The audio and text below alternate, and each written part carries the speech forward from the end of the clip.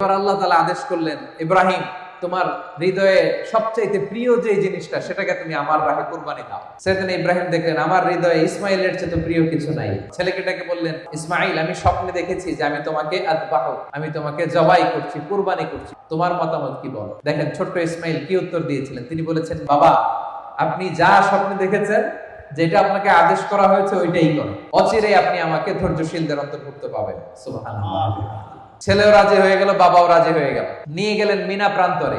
যাওয়ার সময় শয়তান এসে ইব্রাহিমকে টেম্পটেশন করে, ইব্রাহিম এই কাজ করো না, তোমার ছেলে মারা যাবে। ইসমাইলকে এসে বলে, ইসমাইল যেও না, ফিনকি দিয়ে রক্ত বেরোবে। ওনারা ফিরেও তাকায় নাই, ওনারা পাথর নিয়ে শয়তানের দিকে ছুঁড়ে মেরেছে।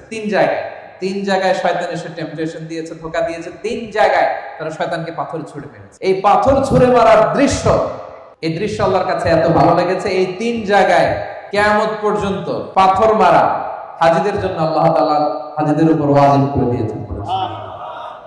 জামরায়ে কুবরা, উসতা, সগরা, এই 3টা জামারাতে, 3টা নিশানাতে পাথর মারা লাগে, 3 সাথে 21টা, আর ইয়ামুন নাহারে আরো 7টা।